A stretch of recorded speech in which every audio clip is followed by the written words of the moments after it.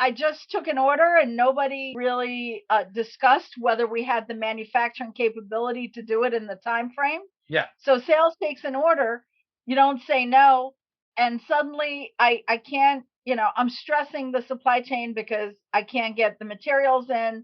My supplier can't meet my demands. The production lines are sitting Yeah. waiting for inbound materials. That is the reality of what happens every single day. Growing a business requires a holistic approach that extends beyond sales and marketing. This approach needs alignment among people, processes, and technologies. So if you're a business owner, operations, or finance leader looking to learn growth strategies from your peers and competitors, you're tuned into the right podcast. Welcome to the WBS Podcast, where scalable growth using business systems is our number one priority. Now, here is your host, Sam Gupta. Hey everyone, welcome back to another episode of the WBS Podcast. I'm Sam Gupta, your host and principal consultant at the independent ERP and digital transformation consulting firm Elevate IQ. While sales and operations planning is the shared responsibility of both sales and operations, sales typically have far more clout, while procurement with very little to no say in it. And as a result, most SMB organizations end up stocking the inventory far more than they need.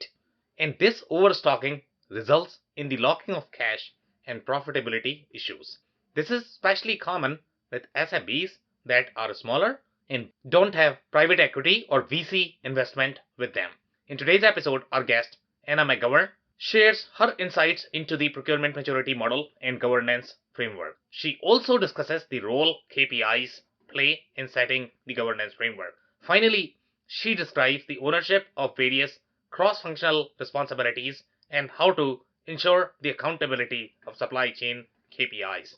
Let me introduce Anna to you.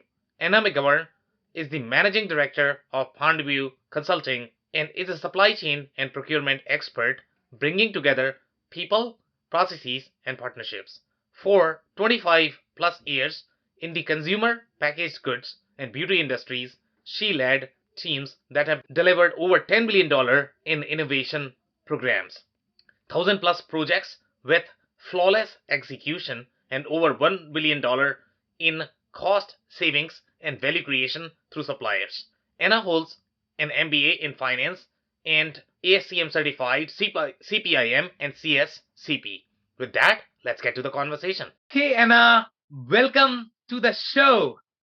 It's great to be with you, Sam. Thank you so much for inviting me. Yeah, it's my pleasure, to be honest. I mean, we have been trying this for what now? 2 years, I guess, for this interview. I'm so blessed to have you. Thank you so much for finding time for this interview. Oh, thank you. Again, I'm glad I finally could make it and be here with you in the audience. Yeah, so we are going to have a lot of fun. Obviously, you have tons and tons of stories, from the procurement perspective. Obviously, you are very well known in the procurement community. But just to kick things off, do you want to start with your personal story and your current focus, Anna? Sure, sure. So I've been in the world of supply chain and procurement for a very long time, longer than I care to announce, but 30 plus years working in the end-to-end supply chain. Yeah. Most of my career highlights have come through suppliers, to be perfectly honest. Yeah. So I've worked in consumer packaged goods, in beauty, and in the nonprofit space. Yeah. And now I am doing my own consulting Very cool. and advisory work, right, through Pondview Consulting. And I love to help smaller and mid-sized companies achieve their goals through the supply chain vision. Very good and very blessed are these businesses who are getting your attention, and so thank you so much for that. Obviously, we are going to dig into the framework, how enterprises think and what these SMB businesses can do to improve their maturity as well. But before we do that, we have one of these standard questions that we ask every single guest, and that is going to be your perspective on business growth. Yeah, so it's interesting because the supply chain is such an enabler, Sam. and specifically, and more importantly, the work of procurement these days Yep. is a key driver to business growth. So we're in a world where, post pandemic, people are still trying to figure out where, which sectors are going to grow. But the bottom line, economic activity is still moving forward. Yep. And, driving technological advances, looking for digitization and digital transformation of the supply chain. Yep. To take massive amounts of data. Yep. And turn it into actionable information very, very quickly is at the heart of both procurement and the supply chain these days. So for me, growth and opportunities are there for the taking.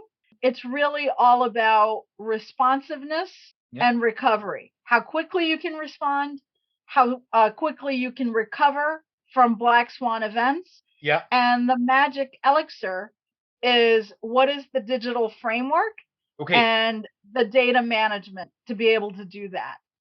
Okay, very, very, very interesting. So obviously there are going to be a lot of layers just in that conversation that we can take on. And, one of the, you mentioned a couple of terms, responsiveness, recovery. Obviously, that is probably going to be relevant more from the Black Swan perspective.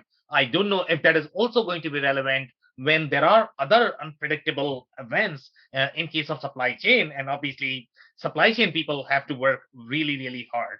So one of the things that I want to touch on is going to be really comparing the enterprise versus SMBs, as you know, and they don't really have as much maturity in their procurement processes. They might not have as much funds capital to be able to invest. So what are some of the differences that you typically see when you compare the enterprise versus SMB, and what they can do in the minimum viable investment is what I like to call, because obviously they're not going to have trillions of dollars like some of these Fortune 500 companies. This is absolutely true, but it's still about an ecosystem that includes a network of customers and suppliers, right? And so it's about putting in sound management processes and controls for how to do that. So, you can look at a maturity path. Yeah. And, depending on where SMB or even a larger enterprise, because even the large enterprises aren't necessarily doing it correctly, right? So there's a lot of room for improvement just in terms of sound management processes and controls. And what is that collaboration framework that needs to exist where you're tying your tier 1, tier 2 suppliers all the way to the integrated business planning conversation? Yeah.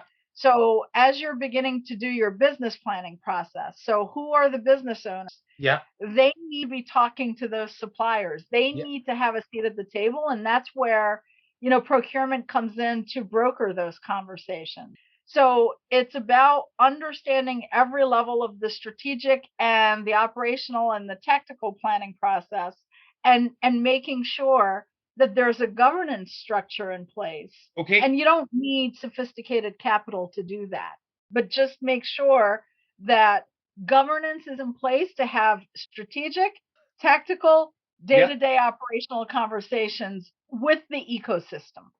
Okay, very interesting. So my SMB listeners must be wondering at this point of time, okay, she's talking about governance, and we don't even have any processes here for my procurement. I mean, see, typically the way I probably buy stuff is going to be, here's my purchasing guy. They have just one vendor. Yeah. They might have the contract. They're making phone calls, and that's how procurement is happening. Now we are going to be worrying about the framework. So let's say if you want to set the stage and if you want to coach what these SMB needs to know and why the governance framework is going to be important, and how you are going to be segmenting that in what is strategic, what is tactical, and what is day-to-day. Do you want to paint some more layers there? Yeah. So, again, you look at where people are in the maturity path typically. So when there's a startup coming up, they're not really concerned with strategic sourcing. It's a transactional purchasing scenario. You have maybe 2 or 3 people working in a department. R&D typically owns those supplier decisions and discussions. And one hand doesn't know what the other is doing. you start getting up there, in the 50 to 100 million in revenue. Yeah. You start pushing the 50 to 75 employees. Yeah. You're starting to produce a lot more. Suddenly, you're at the stage where, margin matters, right? Right. So what happens are, CFOs start to think, we need to look at our margin contribution. Yeah. We need to analyze where we're spending, why are our cost of goods one way or another. Yeah. So that those inquisitive questions start to come, and you need to start managing and analyzing your spend. So where do you start? You have to start with the P&L, and then you look at your cost of goods. Yeah. And then you look at your indirect spend. Okay. Right. And so you start looking, where is the cash going? So right. It's always about follow the cash. Right. Where is it being spent and what's driving it? So when you put together a process where you've got a cost model, essentially, you start, here's my revenue. This is where I sell. These are the channels. Yeah. These are my SKUs. Start analyzing the cost of goods. And then once you've had that, you'll start to form insights into where your trouble spots are. If you're, let's say you make liquor, it could be your bottle spend. It could be your cardboard spend. Yeah. You start to form insights about the trouble spots and where you need to focus. And then you realize that, hey, it's now time for me to have an ownership, across the procurement cycle. So you start to have, the need to hire either a senior level manager or a director or something at that stage for professional procurement at that point. Right, right. So very interesting insights here. So I like the way you were going, through the P&L, because that's going to be really, that's how these companies can really understand where their costs are. And I can almost guarantee this, okay? Every single SMB out there, they have significant opportunities. They simply have not analyzed enough. They just don't understand how to save that money, to be honest, with this framework. So when you are, let's say, we were going through, the cost of goods sold, and after that, you mentioned that, you are going to have the indirect spend. So let's say if you are looking at P&L of 5 different companies, and I can almost guarantee this, Anna, if you're going to look at that, you are absolutely going to spot, okay, this is the company that I can probably save, 5 million, 2 million, or whatever by looking at the P&L. Yeah. So what are some of the KPIs that you look at in the indirect spend category? Can you describe a little bit more on when the indirect spend is going to be high? Then what else do you want to look for? If it is going to be low, then what else you want to look for? So do you want to describe the process of analysis? Sure. And again, this isn't rocket science, Sam. Right. Again, look at where we're going to spend. And typically marketing spend is one of the largest. Okay. Or it could be, employee services or, travel expenses. Yeah. If you take marketing spend, promo agencies and, printing and whatever it is that you need to promote your business, advertising and promotional expenses. Yeah. What generally happens is you've got a marketing manager calls up company X because they know somebody, reached out to them. And they cut a purchase order, right? For get me some promotional, jackets for the team, or we've got a trade show and we need T-shirts printed. Nobody is looking at, is this the right supplier? Yeah. The next manager comes along and they go and find a different supplier. Yeah. And, pretty soon you've got a fragmented set of suppliers that no one is really looking at. And nobody is looked at, well, could we consolidate the spend, as a matter of course. So it's again looking at which suppliers are in the database. Yeah. Trying to have a conversation with your stakeholders, because the people that you need to convince the most about trying to have a disciplined approach to supplier and spend management are essentially the users, the marketing people, the those that are traveling. I get my points with Delta Airlines, so therefore I'm going to book my travel on Delta. I stay at Marriott and I collect Marriott points, so that's where I need to go. Instead of trying to, work towards a management approach with a travel management supplier, for example, Right. who can give you the benefit of consolidated discounts. So it starts there, and the same thing on the direct side. Again, it's about finding where you're spending the money Yeah. and looking for those opportunities first to leverage existing suppliers, Yeah. and second to introduce new suppliers by way of formal tenders, to be able to see if you can impact the money, impact the spend, and generate savings and margin that way.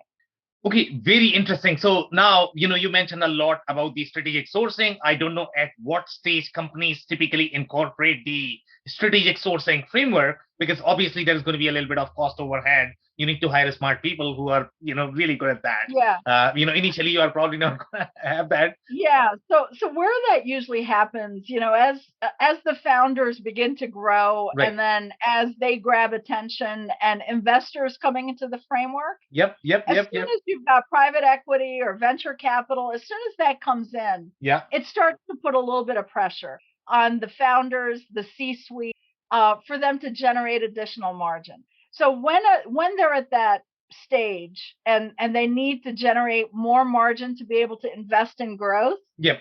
that's typically the stage where you need to professionalize. Yep. Right? That's usually a good indicator that it's time. And I'll leave it at that, because again, it depends on industry, it depends on size, but the minute you've got investors coming in, they need a return on their investment. And honestly speaking, that is the stage that I personally would like, because the businesses are going to be far more organized. They are going to be far more efficient. It's good for everyone. Absolutely. But it also takes a willing leader, right? Yeah. So the CEO, the CFO, the COO need to be able to embrace that next phase, because it takes a step change. Exactly. Because typically when you're growing, and you've got the founder's mentality and you're just go, go, go, and it's hyper growth, what winds up happening is suddenly you need to stop and implement a bit of discipline and rigor. And that requires a shift in thinking. Now you need to embrace the analytical people. You need to embrace the strategic thinkers, long-term thinkers, the introverts.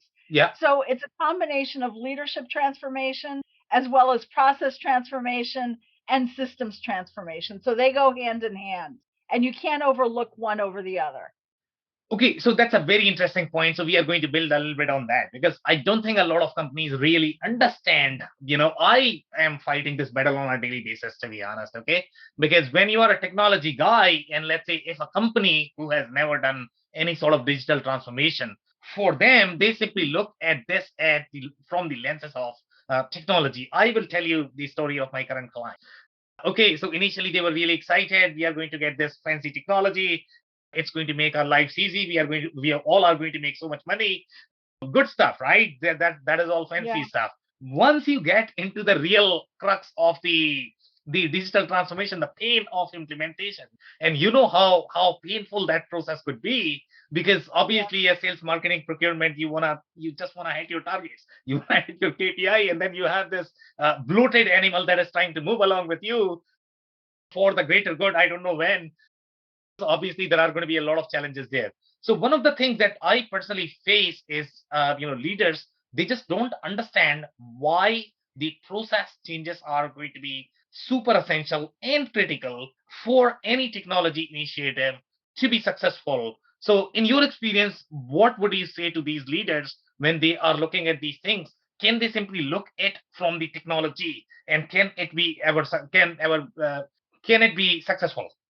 Yeah. So that would be like taking a fancy electrical car and, giving it to somebody who doesn't know how to drive. Exactly. And say, but this is the best technology on the market. It's an electric car.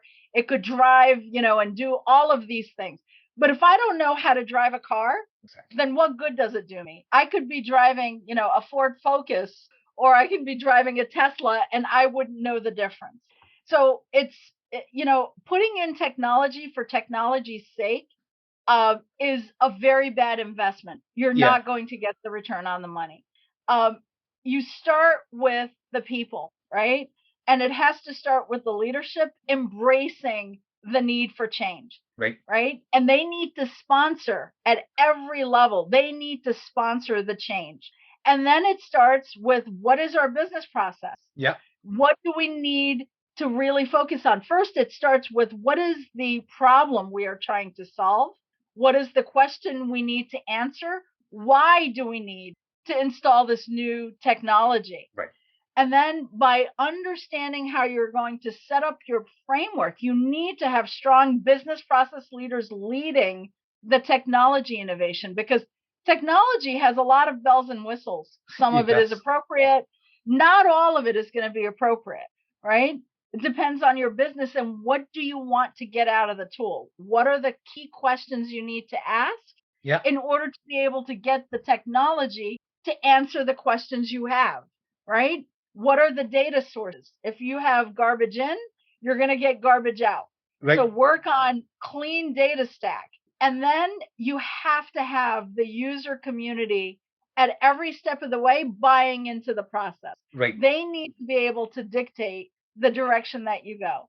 And if you're doing all of these things with top management buy-in and sponsorship, business process discipline, what question, what problem are we trying to solve for, user integration and buy-in, then the implementation is going to be a piece of cake. But, Sam, you and I know, I've done this for 30 years. I've never seen a clean implementation. Never, ever, right? Yeah. Because something always falls down in the process and you need to iterate again. So it's a very religious discussion. I like to define it as wedding, that weddings are not supposed to be, successful if you can make them successful to, let's say, 70%, 80%. I think that's a big win in my mind, just because you have a lot of different opinions involved, a lot of different people involved, and you want to make sure that everybody is comfortable. And that's the most difficult part of any of the technology. Technology is probably going to be the easy part. So now let's tie this back to, you talk a lot about, business model, I don't know if people can really relate and understand how business model sort of ties to your processes and why processes need to be integrated, why technology needs to be there to be able to integrate this, business model or the processes to enable the business model and finally get the results, right? I don't think a lot of people really understand, but everything is correlated. For example, your business model is going to be dependent upon how integrated your processes are, meaning how integrated your systems are. If your systems are not going to be integrated, obviously you don't have very defined business model. So you talk about this a lot, overall the business model and the process integration. So do you want to touch a little bit on that? Yeah. So Sam, again, it doesn't matter which part of the process you're in. Yeah. It's always about people, process, and systems. Yep. Right. So if you're setting a 3 to 5 year strategic plan for the business. Right. Okay. And if I'm selling a line of skincare, right, let's call it. Right. What are the trends? What are the consumer needs?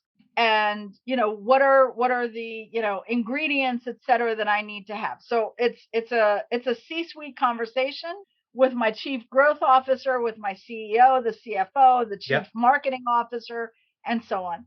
So who are the people do I need to hire in order to help me, to penetrate Asia, to penetrate Europe, North America, whatever it is. Right. At the next level, you've got an annual business plan. So in order to have a 3-year plan, what am I going to do this year in order to get on the road to that? Right. And that's the old sales and operations planning process. Okay. Right. Again, it's a cross-functional discussion that says, who are the people do I need? It's a cross-functional team of finance, marketing, sales, supply chain, procurement, R&D. Yeah. What are the processes by which I'm going to run this integrated business planning S&OP process? Yeah. Who are the people that need to be in the room?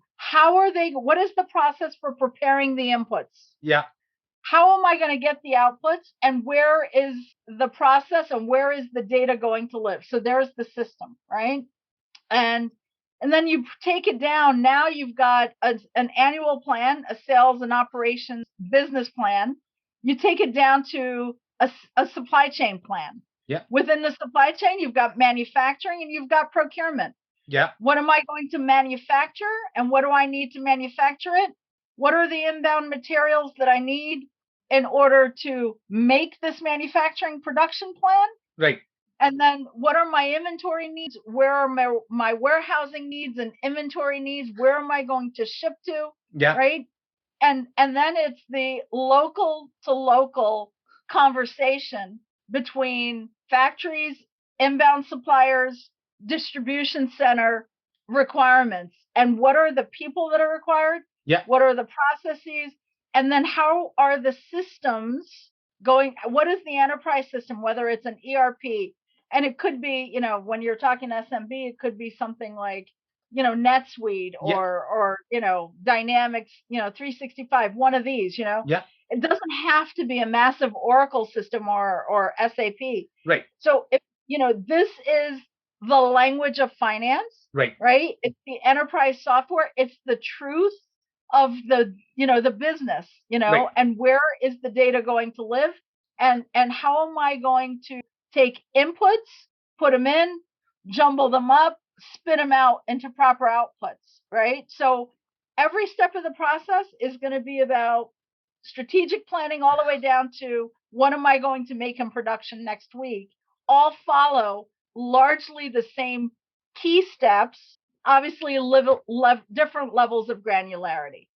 Okay, so amazing description there. So I am actually going to provide some of these stories and scenarios from my experience, what I have personally seen, especially in the SMB space, right?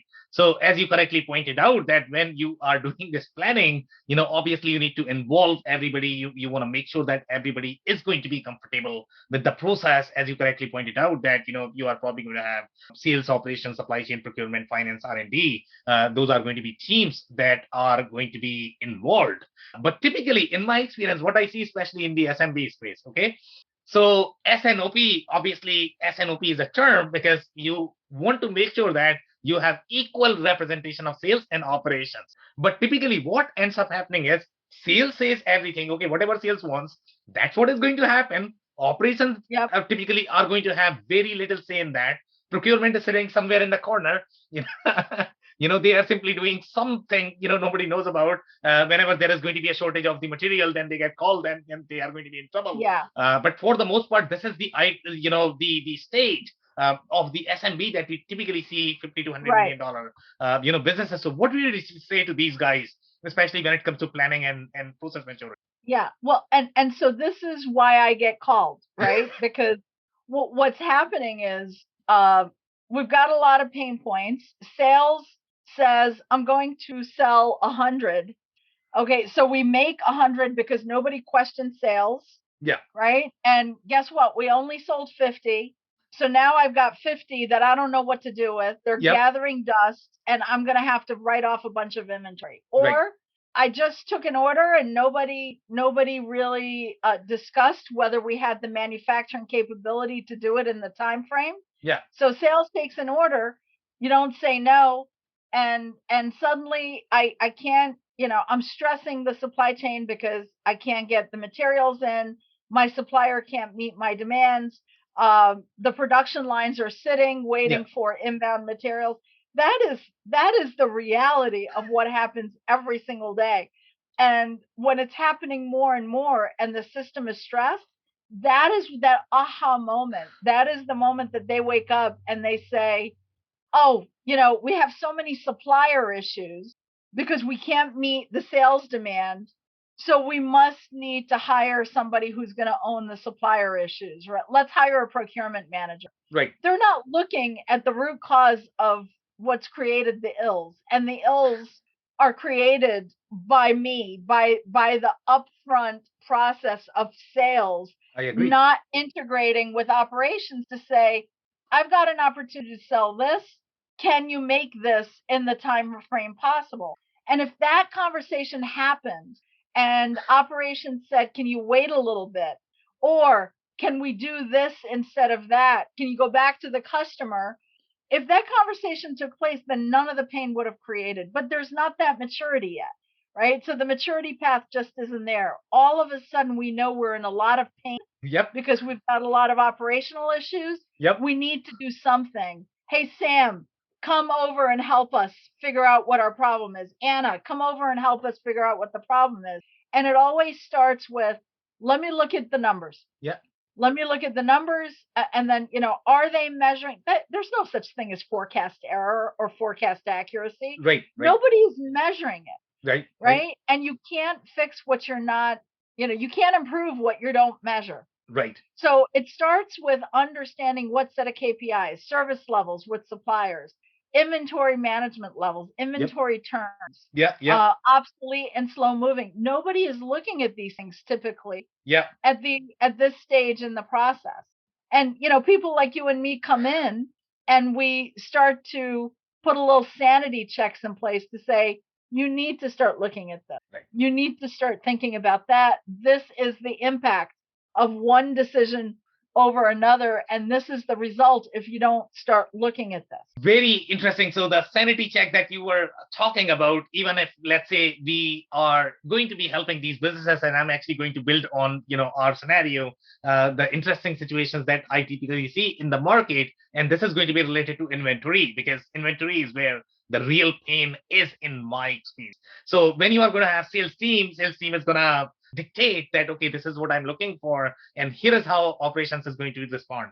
If they are not involved in the process, or the supply chain is going to respond, they are going to overstock the hell out of the inventory. Okay, nobody's questioning them.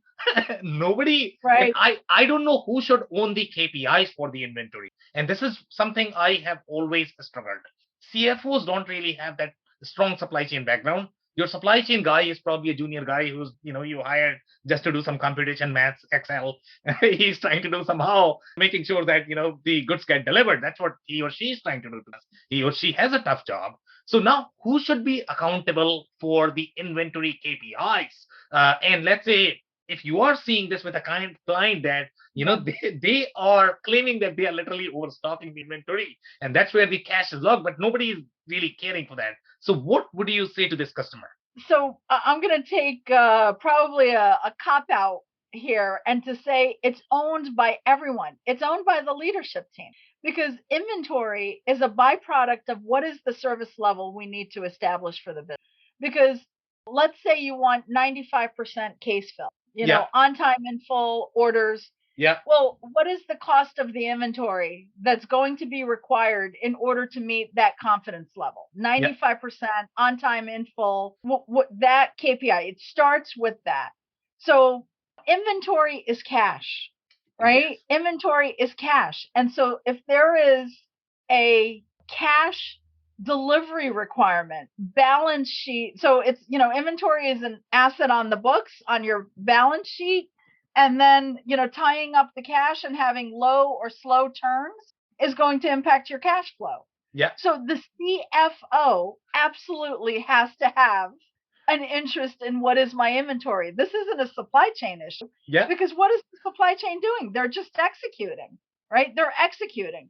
So if sales is the one that owns the forecast, well, they better have a skin in the game for how much inventory we're putting in the system. Right. But again, when I talked very early in the conversation about responsiveness, it's really about how quickly can your supply chain respond with the lowest amount of inventory investment.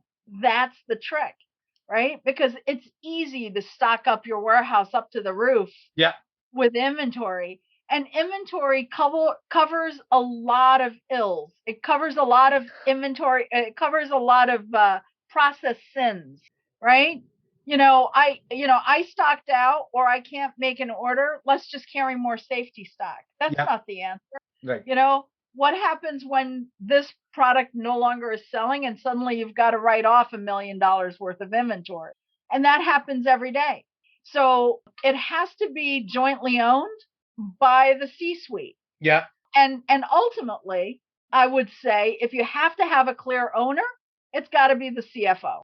Okay, so very interesting. And this is what I personally struggle, to be honest. I mean, when we talk to these businesses, right? So when you talk about the shared responsibility, and Anna, you already said that you have been doing this for 30 years. I've been in the business for 20 years. One thing that I have learned in my career is that if you are going to give anybody shared responsibility, okay, nobody is going to deliver on that because Yes. nobody is getting fired because of those KPIs. And if you are going to have the joint agreement, then you have to have some sort of KPIs for somebody. So would you Yeah. still, give it that to CFO, or when you design this framework? So obviously you were talking about the team structure, you were talking about the Yeah. governance process. So governance process, in my mind, if I'm looking at either the customer experience process, now supply chain processes are going to be equally important for the Yeah. organizational maturity. So when you are setting the framework, obviously you need to identify different people, different processes, different systems. But the most important part is going to be what is going to be their roles and responsibilities, and who is going to be responsible for which KPIs. In my mind, I think that Right. is super important. So in your case, when you design these inventory, KPIs, so who do you typically assign it to? So typically it's the supply chain who's the caretaker, Okay. right? So they're gatekeeping the inventory, right? They're gatekeeping and they're tracking it. So they're tracking the forecast accuracy, they're tracking safety stock levels, inventory turns. They are the ones that are reporting. Right. Now, it's up to supply chain to bring to the attention of sales and marketing and finance, this is the problem area, and we need to collectively manage this problem inventory. What do we need to do? So, who owns the inventory? Yeah. The gatekeeping of the inventory is usually a supply chain operations function, right? So even at the suppliers, Yeah. okay, so procurement is negotiating with the supplier, we need you to hold this much inventory for us. Yeah. That inventory is owned by supply chain, Okay. not procurement. Procurement is just negotiating the terms of how the supplier carries the inventory. Right. But the movement of the inventory, the levels of the inventory, it's all a supply chain gatekeeping function. They monitor it, they track it, and they report it. So therefore, that's the ultimate ownership in terms of, again, I want to call it gatekeeping, but actioning it, decision making. Do we write it off? How Yeah. do we minimize the write off? Yeah. Then you have to bring in sales, and then finance is obviously a part of this discussion, and they're ultimately the ones that are signing off on what happens to the, or it's we're gonna make a deliberate decision to carry less inventory, and we are prepared to take down our service levels, or we're going to have a tiered approach to our customer base.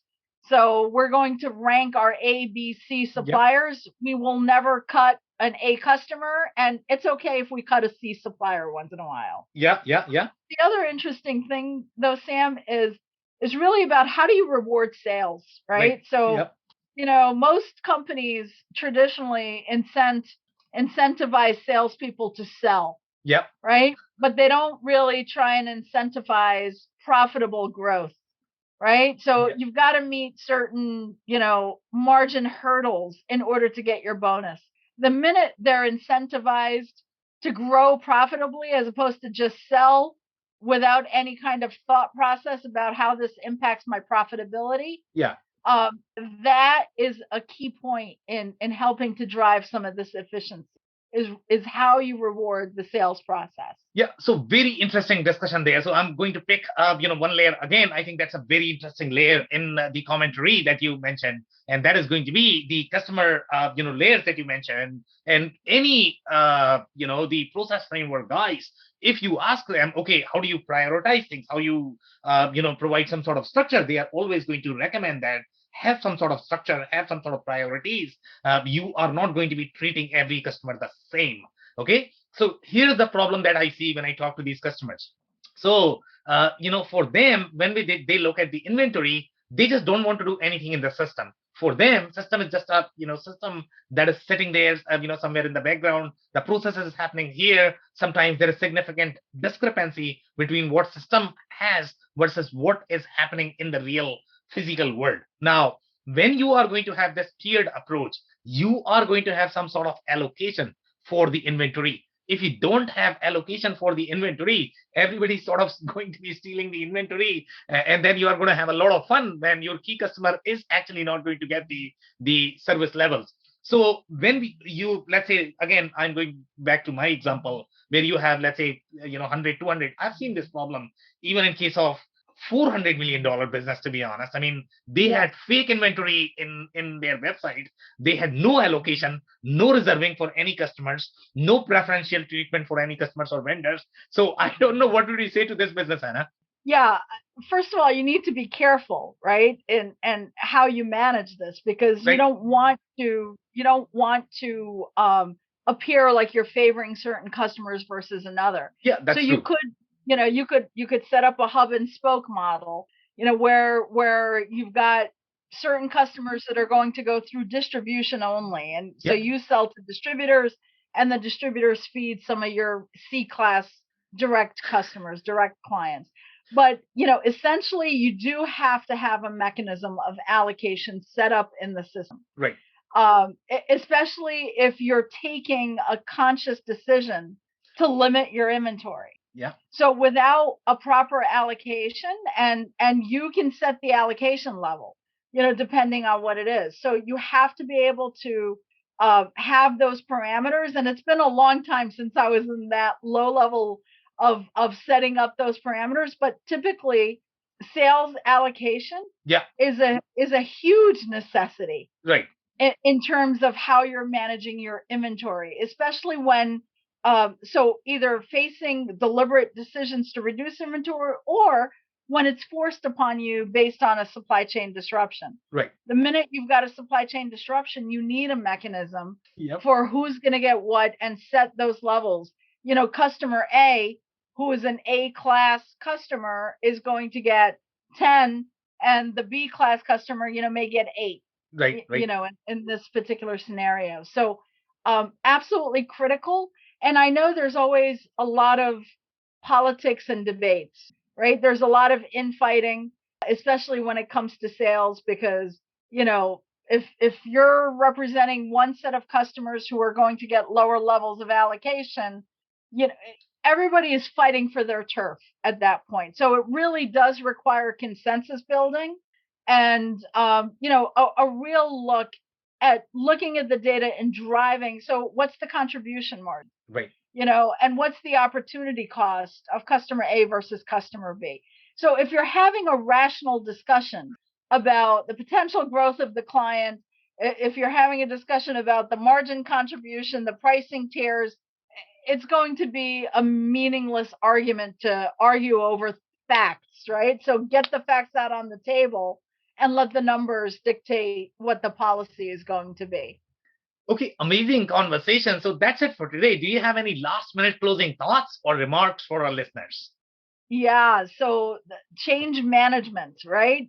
Change management, make sure you're involving the user community, because they're the ones that are in the day-to-day. Successful implementation of any process change or system change Yep. is really the key to getting user adoption. So that's really my closing for today, Sam. It's been an amazing conversation. I've learned a lot from you, and hopefully our audience, got a tip or two from both of us to go forward. I can almost guarantee that they got it. Yeah, and in fact, Amizi, I learned a lot from this conversation. So thank you so much for that. And my personal takeaway from this conversation is going to be the change management is obviously going to be essential. Without change management, you are not going to be able to make any changes, but make sure you are setting those KPIs and making somebody accountable in the organization. If you don't do that, nobody's going to do anything. So on that note, Anna, I want to thank you for your time. This has been a fascinating conversation. Thank you so much, Sam. I appreciate it. I cannot thank our guests enough for coming on the show, for sharing their knowledge and journey. I always pick up learnings from our guests, and hopefully you learned something new today.